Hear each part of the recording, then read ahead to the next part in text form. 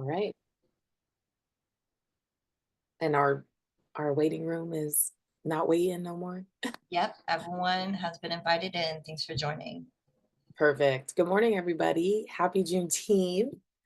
Happy Pride Month. We're so happy you all could join us virtually this morning as we start our celebration.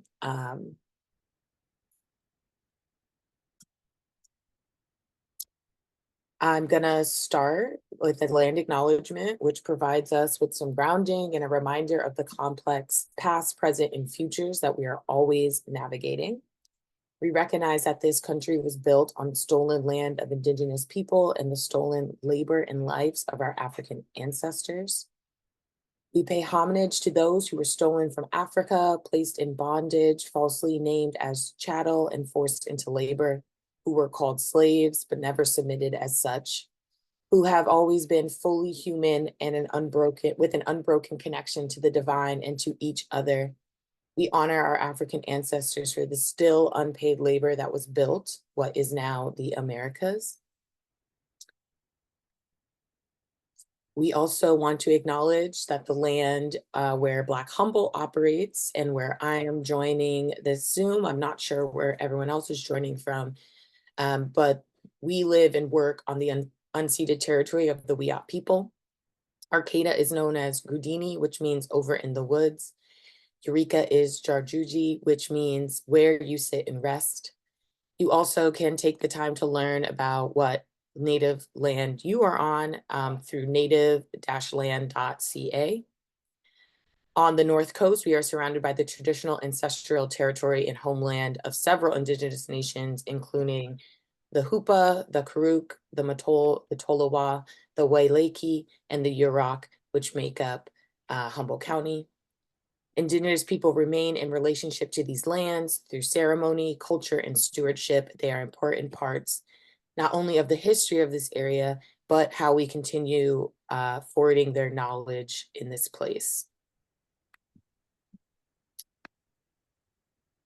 So to both our Indigenous and African forebears, we commit to the continued struggle for liberation and reparations, for it is only through freedom and justice that we truly give honor. And truthfully, I don't like to give a land acknowledgement without an inspiration for some kind of action. So please take some time to think about something you'll commit to doing to manifesting this action in your life. That might be following a Native-led organization on social media, committing to learning about Indigenous people in every area that you travel, committing to buying or supporting a Native artist or maker, or honoring monetarily through an honor tax.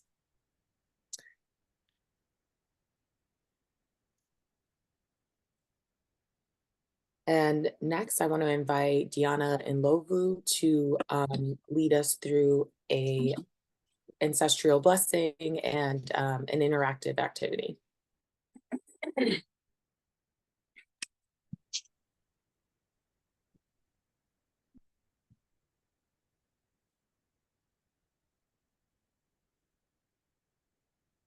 Peace, everybody. So I'm gonna just read a word on Juneteenth by Annette Gordon Reed.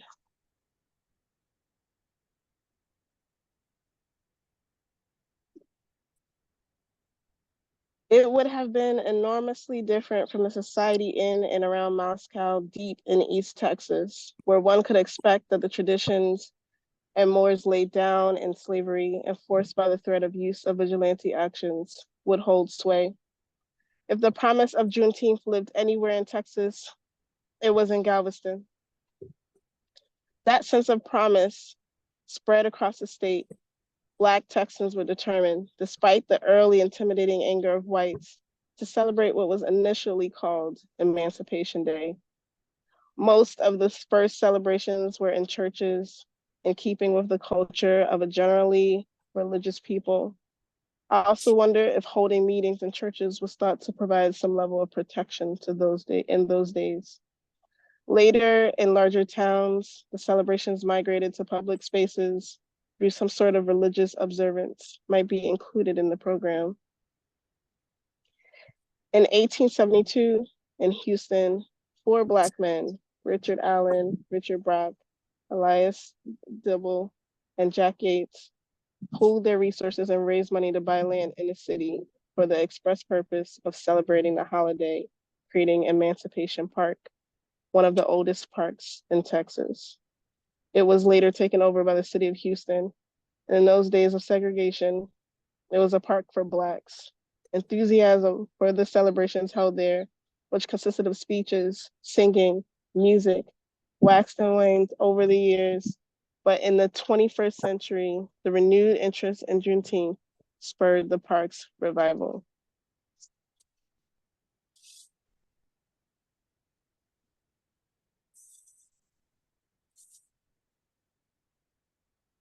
At this moment, we want to honor our ancestors.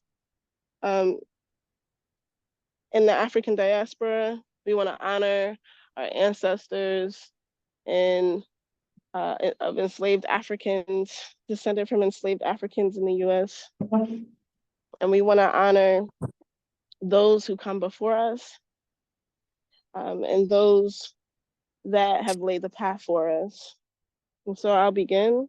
If you all want to turn on your mics to participate, please feel free to join me in this blessing. And just say their names.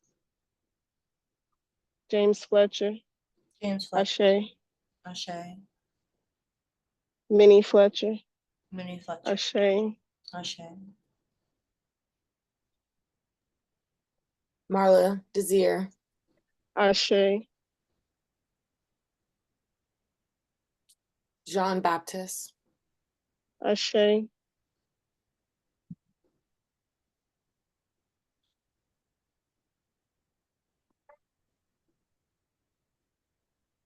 Grandma Rachel Lee, Ashe,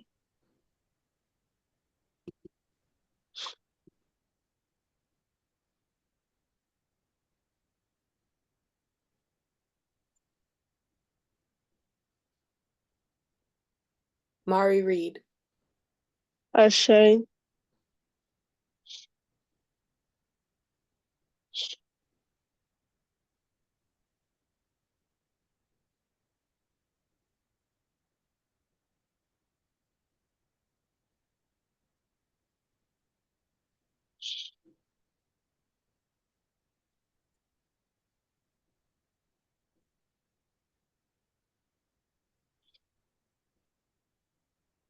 Feel free to also use the chat for anyone who would like to use the chat.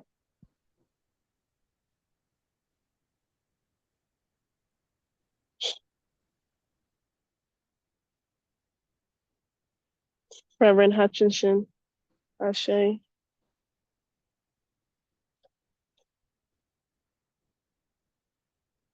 Manuel Acevedo, Ashe,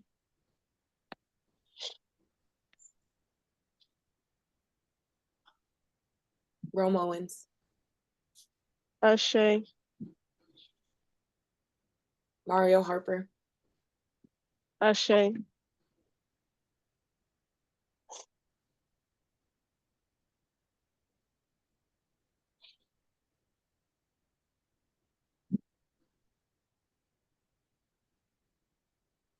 thank you so much.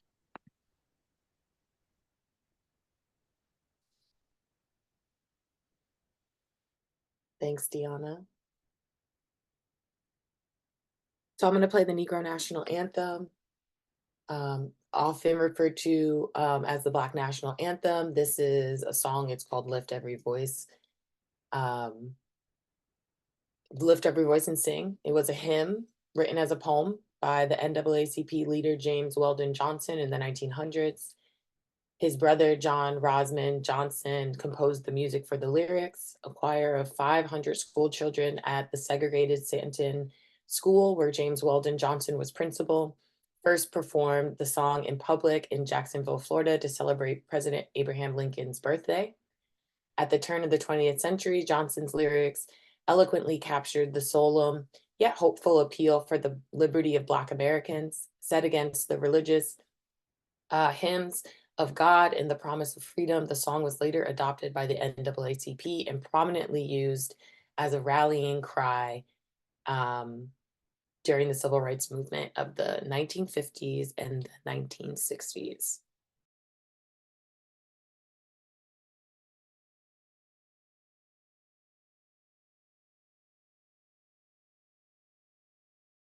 Lift every voice and sing till earth and heaven rings.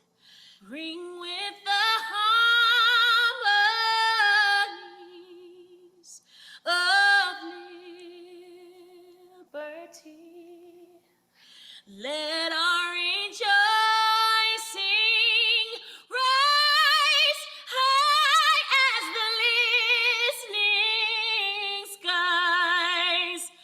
Let it resound loud as the rolling sea. Sing a song full of the faith that the dark past has taught us. Sing a song full of the faith that the present has brought us. Facing the rising sun of the new day begun. Let us march on till victory is won.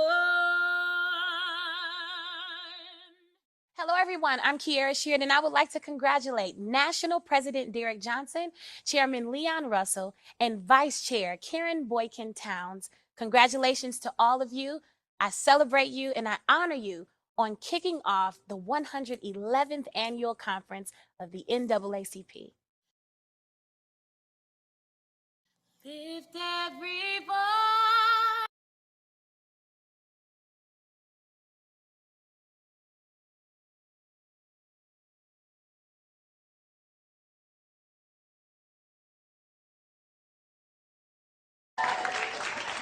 I'm proud and honored to present Sekou Sundiata.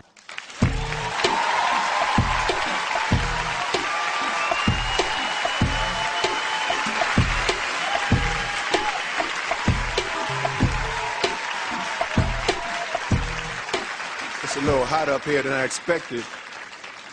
Thank you. I think all the other poets raised the temperature. Come on and bring on the reparations.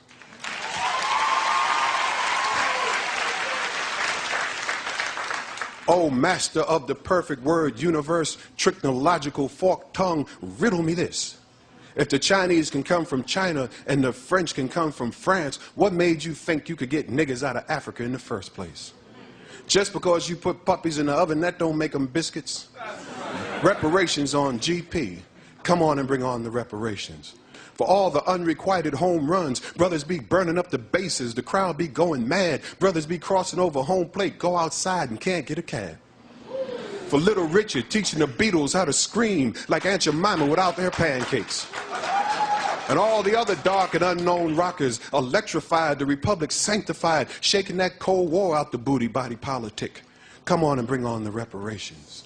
For the beat in beatnik, white Negroes and such, getting off up under that great music and them little ass 5 spots. For the jazz in the jazz age, making your women wiggle and squirm, and you trying to twist and do the worm. Your abstract expressionism jism dripping. You might say, if I was you, I would go on the road and howl too. Jimmy Dean and Elvis, they can go to wherever they went. Marilyn too, except she got caught in a trick and got bent out of that cute little shape she had going. Come on and bring on the reparations. For the Birmingham Gospels, 4 little girls come Sunday. For the Jesus remix in those redneck streets, fire hose, mad dog, crucifix, and what exactly did you say you was doing at the time of our soft shoe on the rock of edges? For the privilege in your skin, a wounded knee, a trail of tears for the Indian in us. Come on and bring on the reparations.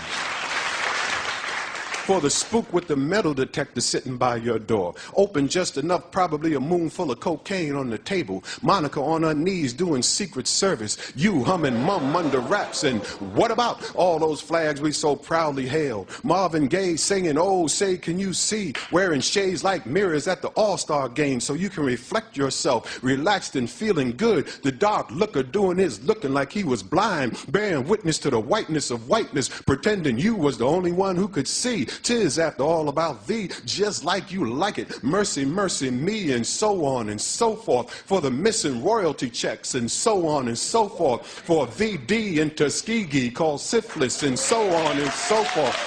Think of it as a down payment on the interest compounded. Them 40 acres notwithstanding, that mule notwithstanding, multiplied, quantized, digitized. What to say about forgiveness between you, and your God. Come on and bring on the reparations.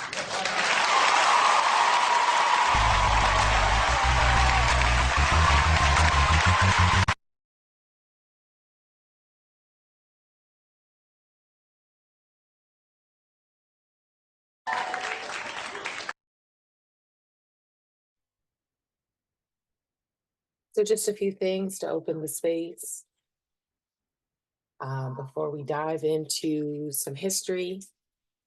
So as the nation celebrates Juneteenth today, we are reminded of the profound and often overlooked chapter in American history, the day the last enslaved African Americans, Black Americans, were finally freed. So on June 19th, 1865, in Galveston, Texas, Union General Gordon Granger announced the end of slavery more than 2 years after President Abraham Lincoln's Emancipation Proclamation. This belated Declaration of Freedom, now a federal holiday, is both a commemoration of emancipation and a call to action for ongoing social justice. General Granger's announcement, delivered to the people of Texas, marked the official end of slavery in the United States. The news sparked joyous celebrations among the newly freed Black Texans who sang, danced, and feasted, laying the foundation for the annual observance of Juneteenth. Despite the initial joy, the journey towards equality was far from over. In the years that followed, Juneteenth celebrations spread beyond Texas, beyond a symbol of resilience and hope for African Americans nationwide. These gatherings often faced resistance and repression, but Black communities persevered, using the day to honor their heritage and enduring struggle for civil rights. In contemporary America, Juneteenth has gained widespread recognition as a vital part of our national history. Officially declared a federal holiday in 2021, it serves as an opportunity for Americans to reflect on the legacy of slavery and the ongoing fight for racial equality. Across the country, parades, educational events, and cultural performances highlight the achievements and the contribution of African and Black Americans.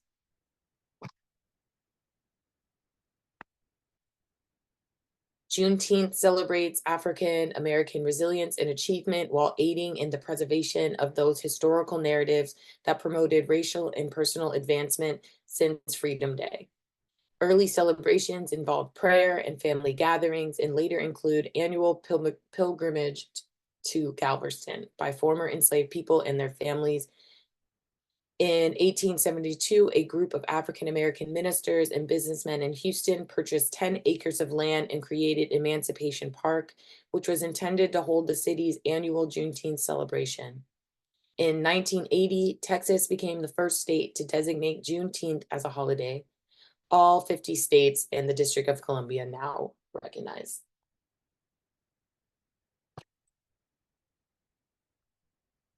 Over the decades, Juneteenth has also been called Freedom Day, Emancipation Day, Black 4th of July, and Second Independence Day, because in 1776, 4th of July, we were celebrating freedom and liberty and all of that, but that did not include the descendants of the enslaved or descendants of Africans.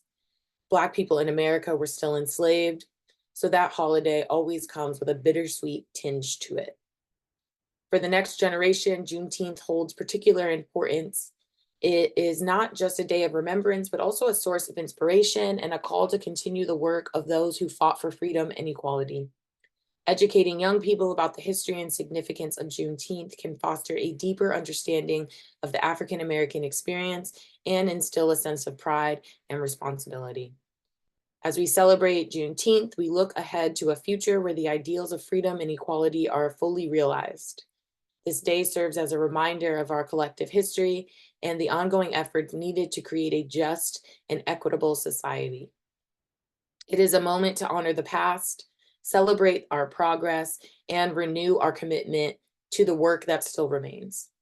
Juneteenth stands as a testament to the resilience and strength of the Black community. As we commemorate this historic day, we are called to reflect on the sacrifices made by those who came before us and to continue striving for a brighter future for all.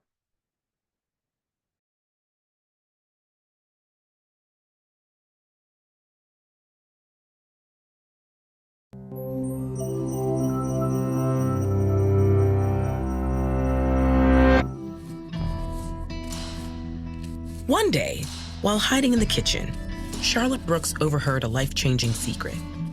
At the age of 17, she'd been separated from her family and taken to William Nealon's Texas plantation. There, she was made to do housework at the violent whims of her enslavers.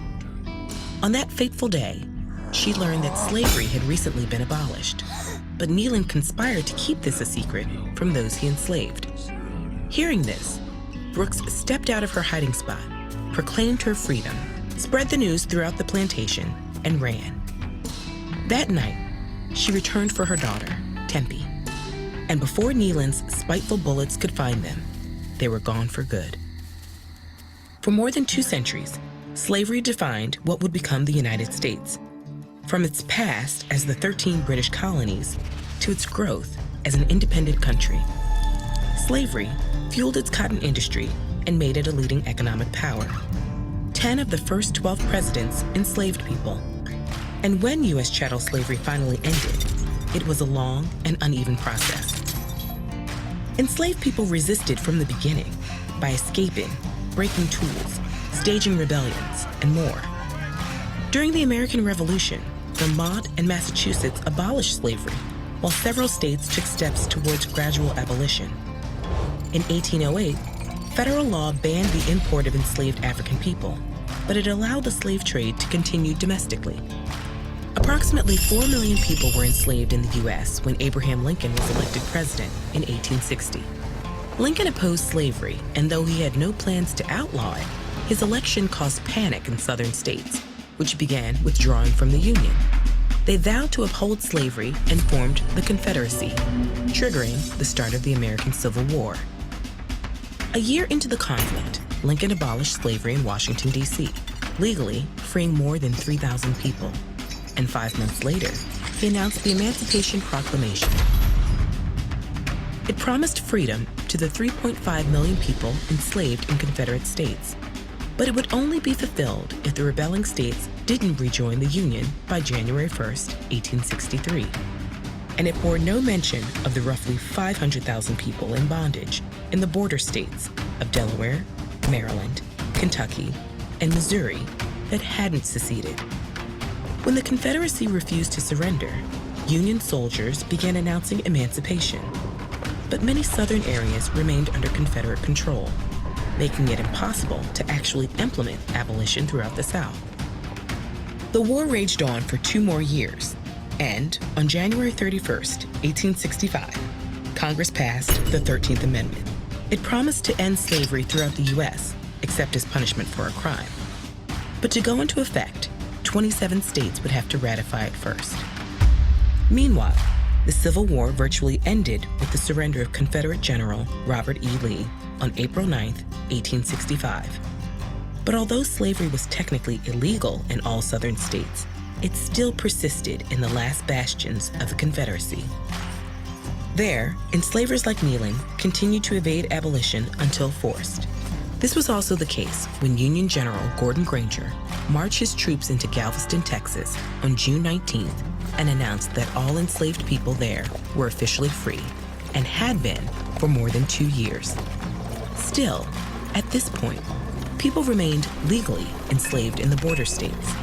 It wasn't until more than 5 months later, on December 6, 1865, that the 13th Amendment was finally ratified. This formally ended chattel slavery in the U.S. Because official emancipation was a staggered process, people in different places commemorated it on different dates. Those in Galveston, Texas, began celebrating Juneteenth, a combination of June and 19th, on the very first anniversary of General Granger's announcement. Over time, smaller Juneteenth gatherings gave way to large parades, and the tradition eventually became the most widespread of emancipation celebrations. But while chattel slavery had officially ended, racial inequality, oppression, and terror had not. Celebrating emancipation was itself an act of continued resistance, and it wasn't until 2021 that Juneteenth became a federal holiday. Today, Juneteenth holds profound significance as a celebration of the demise of slavery, the righteous pursuit of true freedom for all, and a continued pledge to remember the past and dream the future. People resisted slavery in the U.S. as long as it persisted, uncovered the story of those who escaped slavery, and created.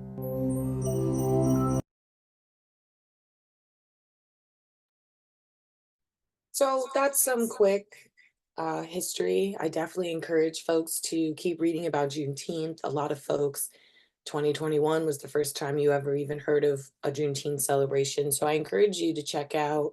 Google will take you far. There's lots of videos. Find out more and more about that history.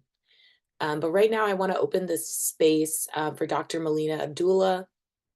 She's a revered professor of Pan-African Studies at California State University, Los Angeles, a long-time celebrated community organizer.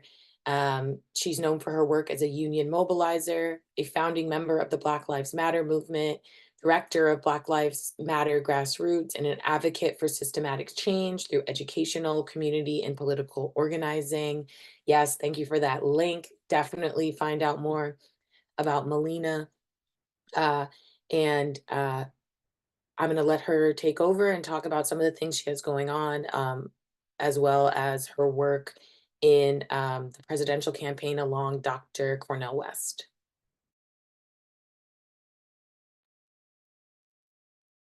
Hey, everybody. Can folks see me? Because all I'm seeing on the screen is this photo of myself. So I don't know if there's a way for me to see people.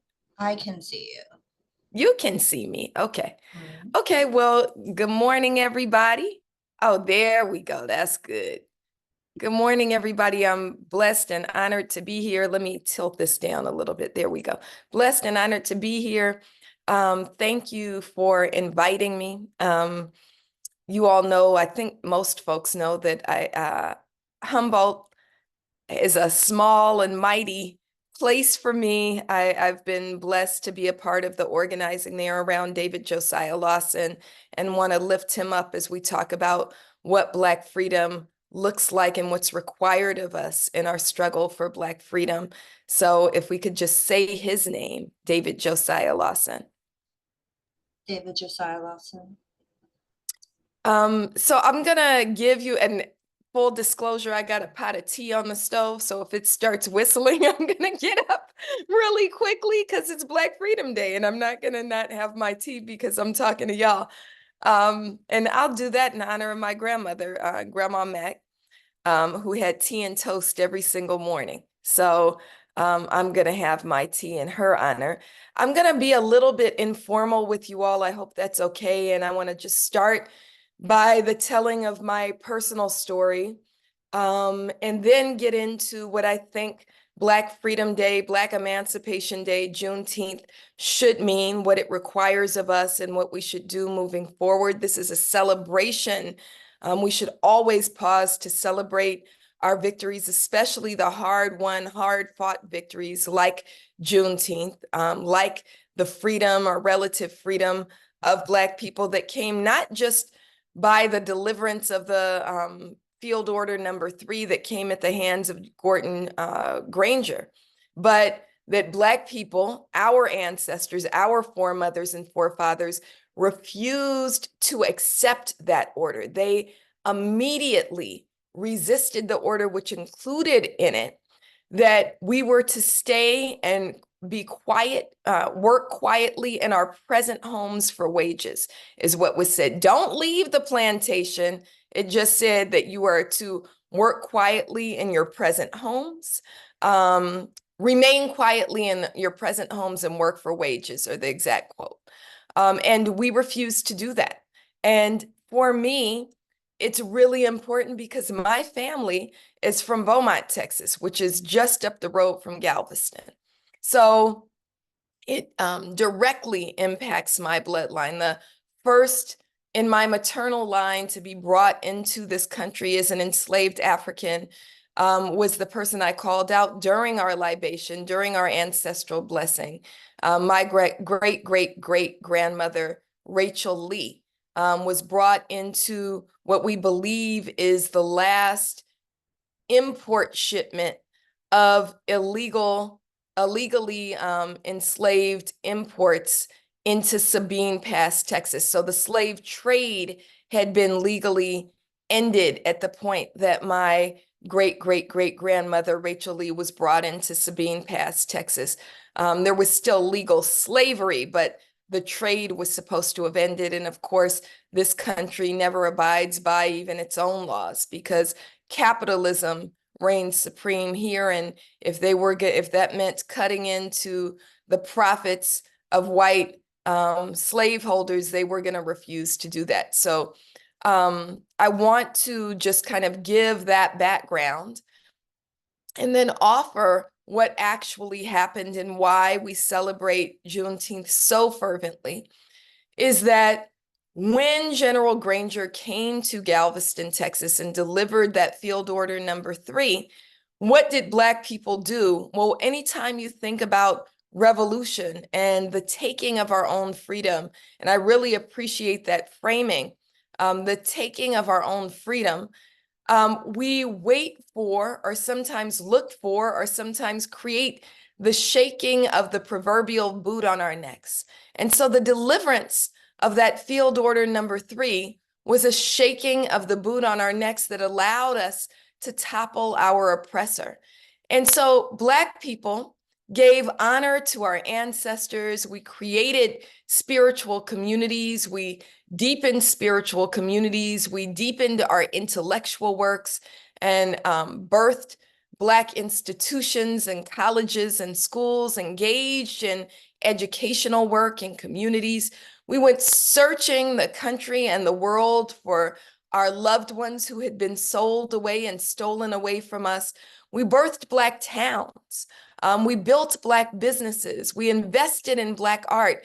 And the singing of the Black national anthem is one example of that. And I'm glad that we sang the first verse.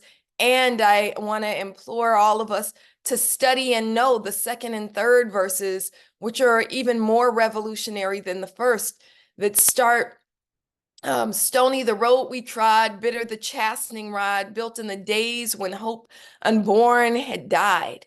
Yet with a steady beat have not our weary feet come to the place for which our fathers sighed. We have come over a way that with tears have been watered. We have come treading our path through the blood of the slaughtered. Right? And then the third verse begins, God of our weary years, God of our silent tears, thou who has brought us thus far on the way, thou who has by thy might led us into the light, may we forever stay in the path, we pray. And so it's really important, and it ends true to our God, true to our native land. So it is a revolutionary anthem. It's an investment in who we are as not just belonging to each other, as kin to each other, but as belonging to our Creator and to our ancestors. And so when the field order was delivered in Galveston, Texas on June 19th, 1865, it wasn't some white man riding in on a white horse freeing us. It was our own people who said, that's the shaking of the boot, and we will toss off the chains of oppression and demand full and complete freedom.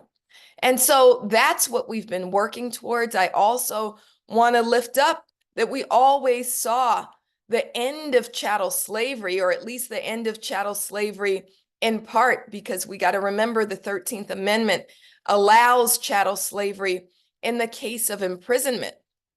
And so there is still legal slavery in this country. And that's why I dropped in the chat that link, because one of our enslaved, imprisoned kinfolks is Brittany Martin, who is a Black mama of 6 who was imprisoned after she coordinated and led a Black Lives Matter march in Sumter, South Carolina. This Black mama was prosecuted and sent to prison, has been sexually abused, has been physically abused, and was denied, most recently denied parole, is still in prison in Illinois, had been disappeared from the South Carolina prison that was closest to her family and transferred to an Illinois state prison away from her family, forced to give birth to her 6th child blessing inside the prison, and then had that baby stripped from her. And as we reflect on chattel slavery,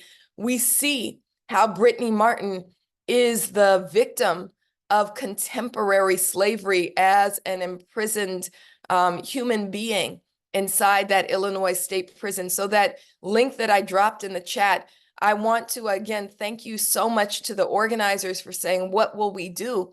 I want to say, I am not offended. I can't see y'all anyway. Everybody has their cameras off. So I'm not offended if, as I'm speaking, in fact, I think it's an honoring of this day, if you would go to that link, tinyurl.com/free Brittany Martin, tinyurl.com/free Brittany Martin.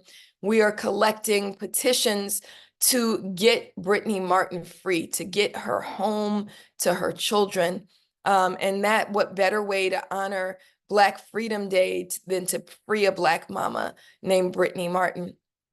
And so our ancestors, our forebearers, our great-grandmothers and great-great-grandmothers and great-great-great-grandmothers like mine, our great-grandfathers and all of those who walked before us, admitted from the beginning that this is not complete. This is not complete freedom, and began struggling for reparations as early as the 18th century.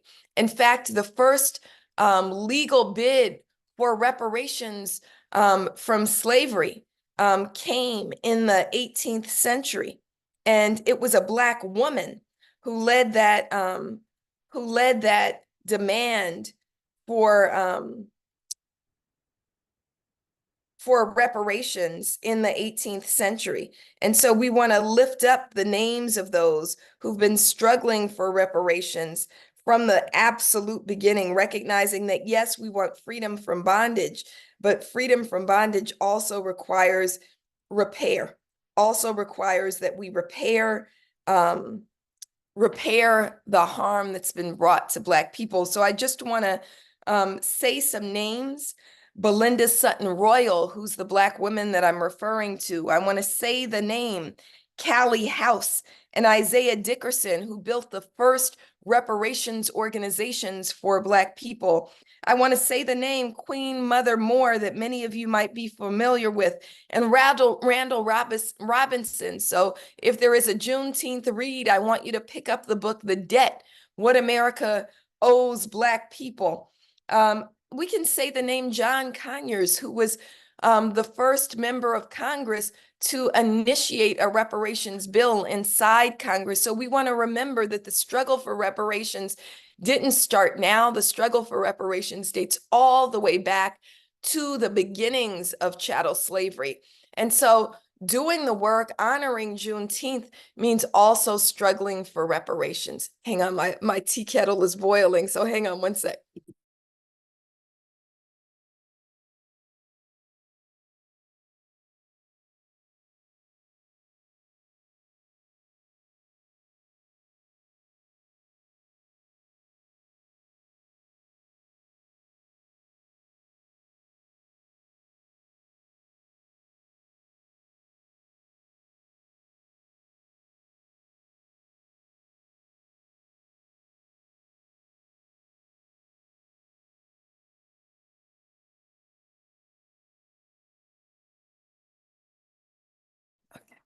Okay, I'm back. Apologies.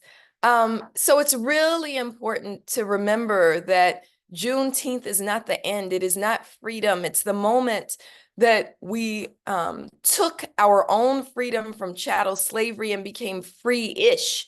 But freedom doesn't come until the work of reparations is complete, until the work of repair is complete. And so, doesn't matter.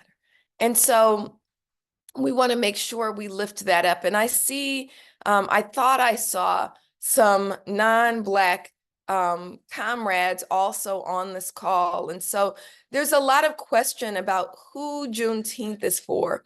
And so I want to be as courageous as I can, as truthful as I can when we talk about what Juneteenth and Freedom Day is. Juneteenth, my family always called it Jubilee, right? In fact, many of our folks called it the Day of Jubilee, the day of celebration of the end of the fall of those chains that held us under chattel slavery.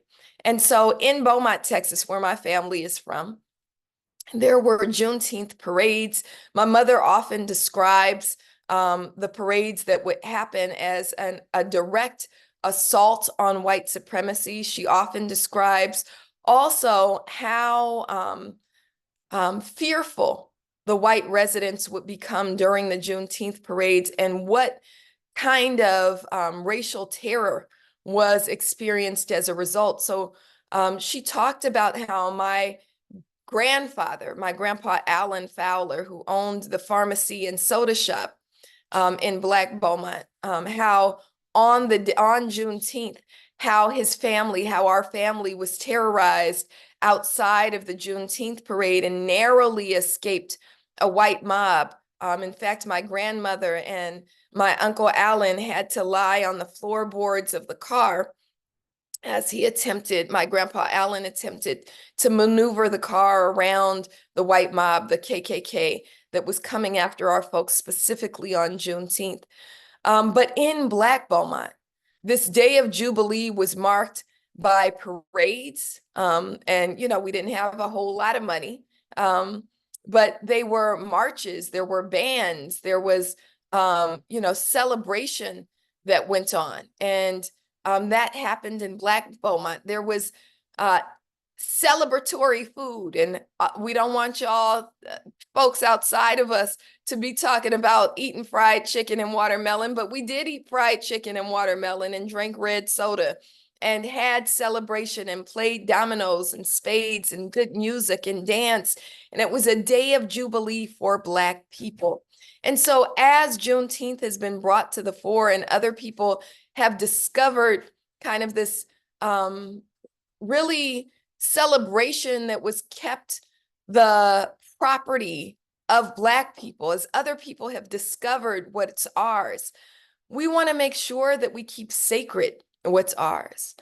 And so this is going to make some people uncomfortable, but this day of Jubilee, this day of celebration, is really meant for Black people. I mean, when I was growing up in Oakland, California, I used to be, and my mother used to be, protective of Juneteenth as specifically a Black Texas, a holiday for Black Texans, and say, how did these other Black people know about it? And so when the whole world knows about it, it is even more important that that it's understood that Black people want to hold it dear and hold it sacred for ourselves. So it should be a day of jubilation, a day of Jubilee for Black people. For non-Black people, we want you to think about it as your calling into solidarity, as your opportunity to say, I am going to also invest in Black freedom. I'm not going to ask to come to the cookout, but I am going to ask, how do I begin to make Black freedom a reality? How do I personally pay reparations? What Black-led revolutionary organizations can I contribute to? How can I make sure that the Black people in my own community who've had their wealth stolen generationally get some restoration? I can't give them all of what 40 acres and two mules would be worth, but I can say that that Black mama down the hall shouldn't have to pay for dinner tonight, right? And so these are the things that we're asking of Black allies, Black accomplices. It's important that you understand that your freedom is also bound up with ours, because until Black people get free, nobody's free. We are the miner's canary. And so on this Juneteenth, we're asking Black people to absolutely take our day, absolutely honor our ancestors by committing to the ongoing work of making Black freedom real. And we're asking non-Black folks, don't ask to come to the cookout, ask how you can invest in Black freedom. So I didn't ask how long I was supposed to speak with you all, but I'm going to pause there and ask if there's anything, any questions, any thoughts that should be shared, or where we should go from here in terms of program. Thank you all. Yes, thank you for your words. This is exactly what we needed this morning. Exactly this. And I'm sure the folks, one of the main questions is, you know, is this for me? How do I celebrate in a respectful manner? So thank you for that. I don't know if you want to speak to your campaign at all. I do have a few. My kid's home. I do have a few things that I was going to touch on that might answer some other questions, but anything else you want to share, we certainly have time for. Sure. So since you raised it, let me offer that I am running as independent vice presidential candidate alongside Dr. Cornel West. And as many folks know, Dr. West has been a reparations fighter since the early 1980s. He's invested himself in the work for Black reparations. I am honored to be on the ticket with him because reparations is at the very top of our racial justice agenda. So I'll also drop that link in the chat. If you go to CornelWest2024.com and click on platform, you'll see our policy pillars. And at the top of our racial justice pillar is the demand for real reparations. And we mean reparations with a check. I know in our state in California, they're talking about all kinds of studies. In my county, Los Angeles County, they just passed what they're calling a reparations package, which allows free entrance to beaches and county parks on Juneteenth. That's great. And reparations isn't free parking, right? Free parking can be part of reparations, but reparations is really about repairing the generations of stolen wealth that has come as a result of chattel slavery. And so Dr. West and I are committed to working towards that. We also are very clear that reparations and all of the other things that this country deserves, housing and healthcare and free quality education from preschool through PhD, can be paid for when we stop spending hundreds of billions of dollars, trillions of dollars, in fact. 62 cents out of every federal dollar is spent on the military. And when we stop doing that, when we stop spending hundreds of billions on a genocide in Palestine, we can pay for all of the things that we want, need, and deserve. And so we want to encourage you all to invest your work in making sure that we disrupt the corporate held duopoly of the Democratic and Republican parties and invest deeply in really imaginative views of what can be when we talk about changing, when we talk about repair. And so we would be deeply honored to have your support. And in fact, we're in crunch time in California because we need 73,000 people to register under our new party, the Justice for All Party, in order to get us on the ballot. So I'll also drop that link in the chat and would love to have your support. I know we have lots of volunteers up in Humboldt County helping to collect signatures and get people to change their political party to join us and get us on the ballot. Again, that's the Justice for All Party. So thank you so much for inviting me to speak about the campaign as well and how that connects to reparations and Juneteenth. Yes, thank you so much for contributing this conversation. And yeah, if folks want to put some questions in the chat, I'm sure any of our organizers can help answer them. I did have a few, or I'll let y'all drop stuff in the chat if you got stuff. Perfect, thank you for dropping that link. And so just like a few things that I had that I feel like people might have questions about is if is Juneteenth a solemn day of remembrance or more of a party? And I want to speak to really it's your own like autonomy to make that as a Black person, you know, to make that choice. But I do want to talk about how a lot of Juneteenth festivities or just the gathering of Black folks in celebration is deeply rooted in those first years of freedom where Black folks were looking for their kinfolk, folks that had been sold to other plantations, folks that have been sent to other areas. And so one of the first things that happened after the full emancipation was folks were putting newspaper articles out. They were, you know, going to different towns saying, you know, on this day, we're going to gather at this park because we're looking for every Johnson that was sold away from our family. And so it was kind of like the formation of the Black family reunion, which is like a very strong aspect in the Black community, but also Black folks weren't allowed to gather in celebration anytime before that. And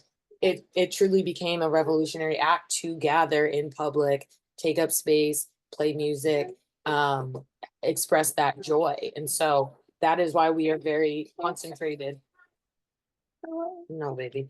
And that's why we are very concentrated on this not only being a day of remembrance and learning, but more importantly, a day of Black joy and Black celebration, because for so long that was something that was taken away from us.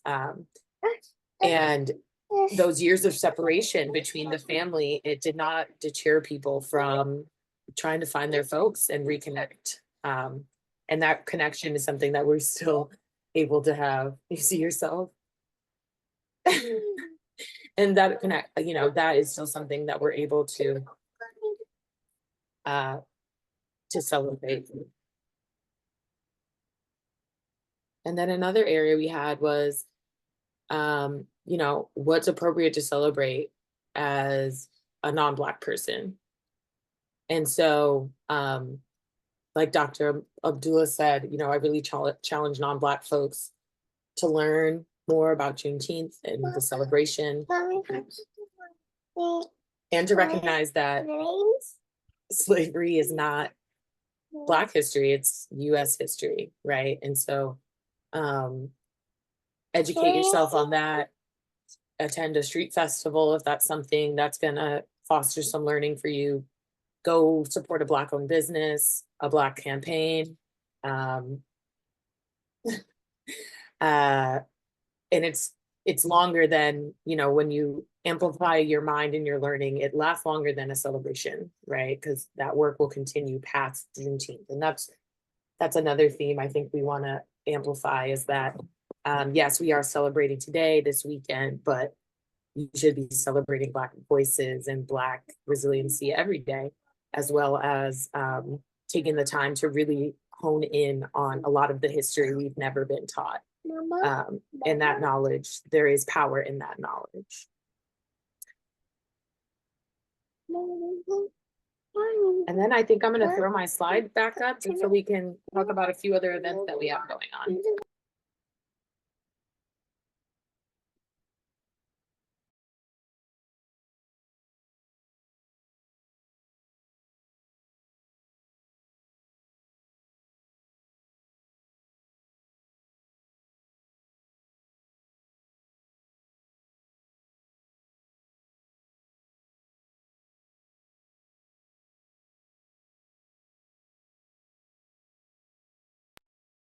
So this is our lineup for the week.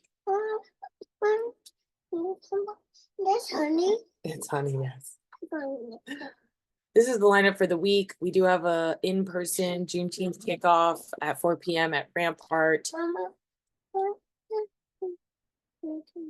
And there's a bunch of stuff happening all throughout the community throughout the rest of the week.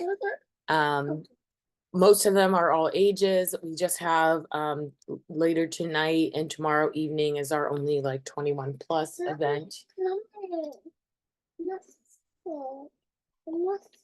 We have some workshops. So tonight we have a West African dance workshop at 6. We're gonna do the ancestral honoring at 4. We've got something on Friday, a bunch of stuff on Saturday.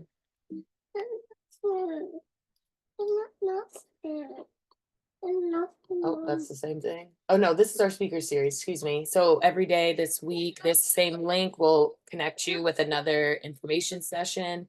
And these are some of the themes. So we have hip hop education tomorrow, Black healing ways on Friday. And we're gonna do a Justice for Josiah spotlight on the actual, during our day festival on Saturday. So that will be in person, not on Zoom.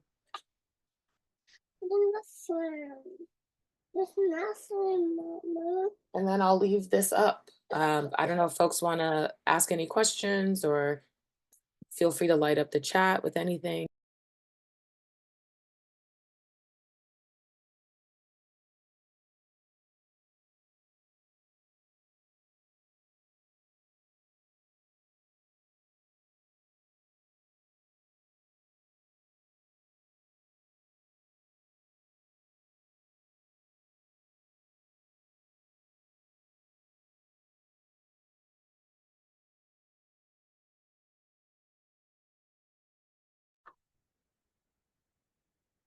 Okay, everyone, as you gather your thoughts, your heart, and your being, walk tall, walk well, walk safe, walk free, and may harm never come to thee. Walk wise, walk good, walk proud, walk true, and may the sun smile on you. Ashe. Ashe. Ashe.